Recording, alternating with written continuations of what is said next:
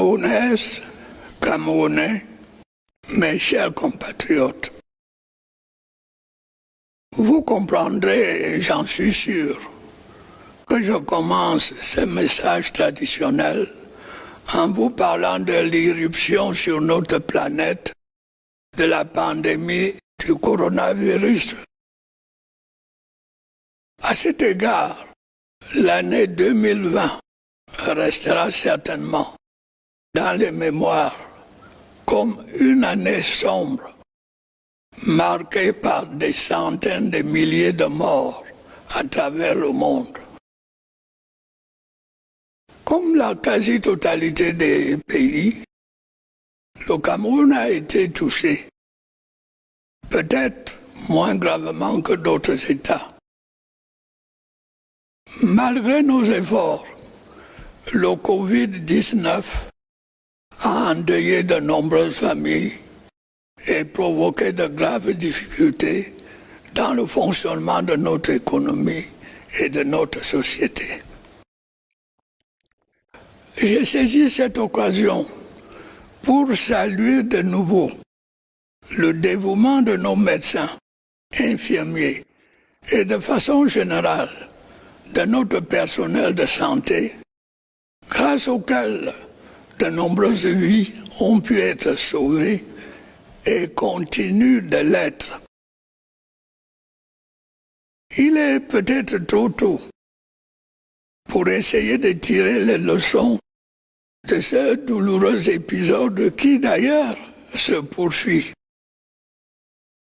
Est-il nécessaire de rappeler que l'actuelle pandémie n'est pas la première et que l'histoire nous a appris que des épidémies ont anéanti des populations entières. La plus récente s'étant déclarée au lendemain de la Première Guerre mondiale.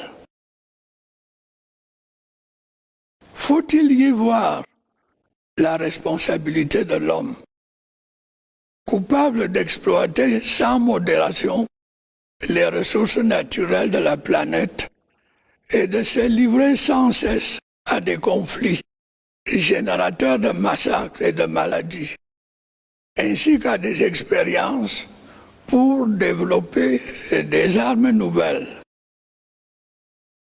La question doit, je crois, être posée. Et quelle que soit la réponse, c'est le mérite de notre époque d'avoir clairement soulevé le problème de la relation entre l'homme et son milieu naturel. C'était, me semble-t-il, l'objectif de la conférence de Paris sur le réchauffement climatique, dont les recommandations restent d'actualité. Quoi qu'il en soit, nous ne devons pas pour autant dormir sur nos lauriers. J'ai personnellement constaté que la plupart de nos concitoyens ne respectent plus les mesures de protection édictées par le gouvernement. Au moment où, partout ailleurs, l'on constate une deuxième vague de l'épidémie, couplée à l'apparition d'une nouvelle souche du virus plus contagieuse, je vous exhorte de nouveau à porter vos masques, à vous laver régulièrement les mains et à faire appel à un médecin ou à tout autre personnel de santé au cas où des symptômes apparaissent. C'est le seul moyen de préserver les vies et de freiner la propagation du virus. Mes chers compatriotes, l'attention que nous avons dû porter à la situation sanitaire ne nous a pas empêchés de nous consacrer aux autres tâches essentielles liées à la gestion de notre pays, c'est-à-dire assurer la sécurité et la paix sur toute l'étendue de notre territoire national, consolider notre processus démocratique, enfin poursuivre la réalisation de notre programme de développement sur les plans économiques, social et culturel. Depuis quelques années, notre pays fait face à des menaces venant de l'extérieur, notamment à notre frontière orientale et dans la partie septentrionale de notre territoire. Dans le premier cas, il s'agit de bandits de grand chemin, attirés par des proies faciles que constituent les paisibles éleveurs et leurs troupeaux. Dans le second, ce sont désormais des raids isolés de Boko Haram ou des tentatives d'attentats suicides confiées à des adolescents. La vigilance et l'action efficace de nos forces de défense et de sécurité ont fait diminuer sensiblement les actes de ces criminels. La situation est différente dans nos régions du nord-ouest et du sud-ouest, où des groupes armés entretiennent un climat de terreur et d'insécurité. C'est ainsi que, périodiquement, ils attaquent des communautés isolées et également des établissements d'enseignement pour dissuader les parents d'y envoyer leurs enfants. La liste est déjà longue des exactions et des crimes qu'ils ont commis. L'un des plus odieux est celui qui a eu lieu récemment à Kumba et qui s'est soldé par la mort de 7 écoliers et des blessures infligées à plusieurs autres. Ce crime qui choque la conscience humaine ne restera pas impuni. Tous les coupables seront recherchés sans relâche et traduits devant la justice. D'ores et déjà, l'opinion publique, et particulièrement celle de nos 2 régions concernées, peut se rendre compte, si ce n'est déjà fait, que ces soi-disant sécessionnistes ne sont en réalité que des assassins, et qui plus est, des assassins d'enfants innocents. C'est peu dire que la tuerie de Kumba a suscité l'indignation générale. C'est le moment pour moi d'en appeler une fois de plus à la responsabilité des pays amis qui hébergent les commanditaires et des organisations qui financent et animent par divers canaux les bandes armées dans les régions du nord-ouest et du sud-ouest. Tous ceux qui, au terme des enquêtes, seront identifiés comme donneurs d'ordre ou complices de ces crimes odieux devront répondre de leurs actes. Autant, notre gouvernement n'a jamais cessé d'apporter la preuve de sa volonté d'ouverture et de dialogue, en libérant par exemple de nombreux ex-sécessionnistes et en facilitant leur réinsertion dans la société.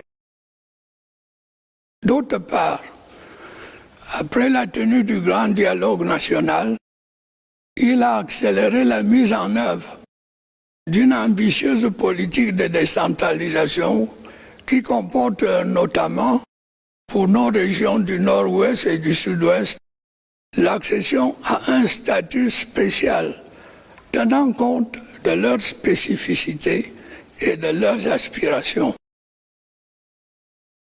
J'exhorte de nouveau les jeunes enrôlés dans les bandes armées à sortir de brousse et à regagner les centres de désarmement, de mobilisation et réintégration DDR, afin de retrouver, comme leurs autres jeunes compatriotes, une vie normale. L'insécurité dans les régions du nord-ouest et du sud-ouest n'a que trop porté préjudice à notre pays. Notre démocratie permet l'expression pacifique de toutes les opinions, mais dans le respect des lois et règlements. Sinon, la paix et la stabilité seraient menacées. C'est le lieu de se féliciter de l'attitude patriotique de ceux de nos concitoyens du Nord-Ouest et du Sud-Ouest qui, non seulement coopèrent de plus en plus avec les forces de défense et de sécurité, mais aussi entreprennent de lutter courageusement contre ces bandes armées. Ils ont pris conscience que ces gens-là n'agissent pas dans l'intérêt des populations. Je voudrais également saluer ici la bravoure de nos forces de défense et de sécurité qui n'ont pas failli à leur devoir de protection de l'intégrité du territoire national, des personnes et des biens. Elles méritent le respect et la considération de tous. Je les encourage à persévérer et à demeurer une force républicaine respectueuse des droits humains. Par ailleurs, l'on doit regretter que quelques-uns de nos compatriotes, regroupés autour d'une personnalité dont les ambitions avaient été déçues lors de la dernière élection présidentielle, aient profité des difficultés sécuritaires et sanitaires pour tenter de susciter une insurrection, faussement appelée marche pacifique. Grâce à la maturité du peuple camerounais, ces marches ont heureusement été peu suivies. Est-il vraiment nécessaire de rappeler qu'en démocratie, l'accès aux responsabilités politiques est assuré par la voie des urnes et non par la rue, par certains médias ou par les réseaux sociaux? C'est précisément le cas au Cameroun, où le processus démocratique se déroule selon les dispositions de notre Constitution et selon les règles fixées par nos lois. La période récente en a donné un bon exemple. En mars 2018, le mandat des sénateurs est renouvelé. En octobre 2018, le chef de l'État est élu avec une très large majorité. En février 2020, des élections législatives ont lieu, assurant au gouvernement une majorité confortable à l'Assemblée nationale. À la même date, les élections municipales mettent fin au système des délégués du gouvernement dans les grandes villes, désormais gérées par des maires élus. En décembre 2020, les élections régionales viennent de compléter les dispositions prévues dans le processus de décentralisation. Ainsi se confirme chaque jour davantage notre volonté politique de mener à bien le projet démocratique répondant aux souhaits véritables du peuple camerounais, projet initié dès mon accession à la magistrature suprême et qui a conduit quelques années plus tard à l'institution du multipartisme. À ceux qui critiquent les imperfections de notre démocratie, je réponds que nous n'avons eu que quelques décennies pour la mettre en place. Les grands pays démocratiques de leur côté n'y sont parvenus qu'au terme de plusieurs siècles, marqués par des révolutions, des guerres civiles et même des épisodes de dictature. Pour ma part, je suis bien conscient de tout ce qui reste à faire, mais j'ai la conviction que nous sommes sur la bonne voie et que bientôt nous pourrons tous être fiers de nos avancées démocratiques. Mes chers compatriotes,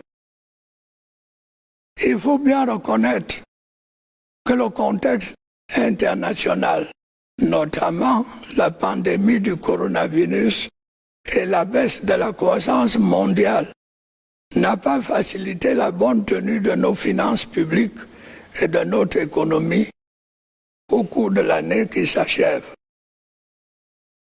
Tout en maintenant nos objectifs de croissance, nous avons dû prendre des mesures de consolidation budgétaire et de soutien à l'économie afin de passer le cap difficile et de rendre possible une politique de relance en 2021.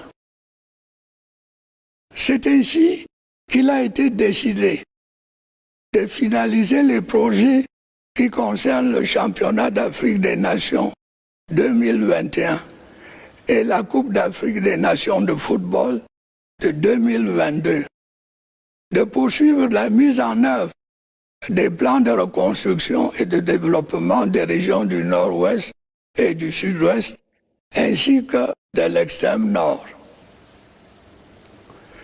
Malgré ces efforts, il est prévisible que notre taux de croissance, qui s'était stabilisé autour de 4% au cours des dernières années, subisse une nette érosion en 2020 et que l'inflation reparte légèrement à la hausse.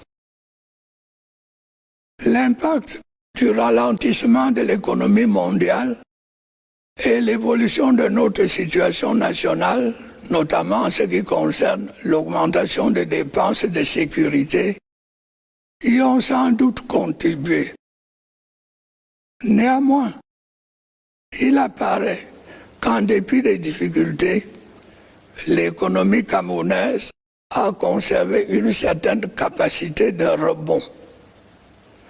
Grâce à l'appui de nos partenaires internationaux et dans l'hypothèse d'un recul de la pandémie, il est alors permis de penser qu'une reprise est possible dans les mois à venir.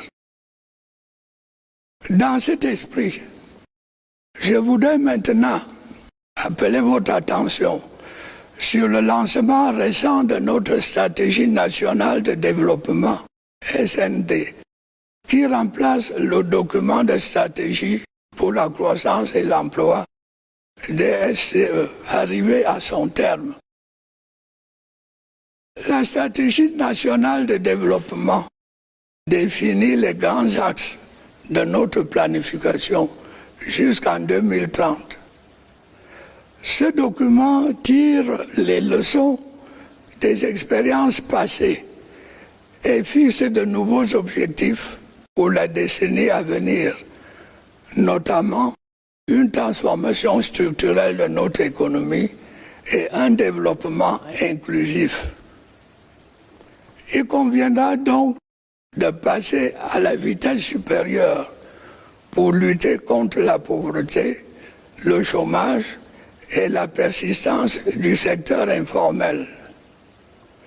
Il faudra également s'efforcer d'atteindre un taux de croissance de 8% en procédant à une transformation structurelle de notre économie et en améliorant l'efficacité de la dépense publique.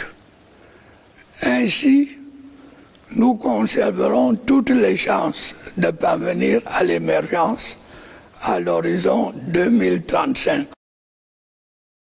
Bien entendu, nous poursuivrons par ailleurs la mise en œuvre de notre politique de développement social qui a été définie au début du septennat en cours, qu'il s'agisse de l'emploi des jeunes, de l'éducation, de la santé et de la famille.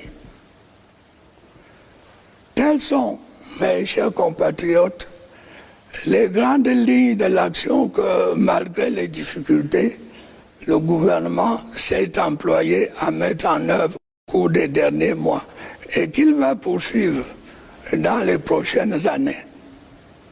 Celles-ci seront cruciales pour notre marche vers l'émergence. J'ai la conviction que nous pourrons atteindre nos objectifs à condition que nous acceptions de faire les efforts nécessaires et d'entreprendre les réformes indispensables. Camerounaises, Camerounais, mes chers compatriotes, l'année qui s'achève n'a pas été une année facile. Nous avons dû relever de nombreux et importants défis. Nous devons rester, comme par le passé, unis et déterminés. Le peuple camerounais a toujours montré qu'il était à la hauteur des enjeux qui le concernent. Il faut s'en féliciter. Bonne et heureuse année à toutes et à tous.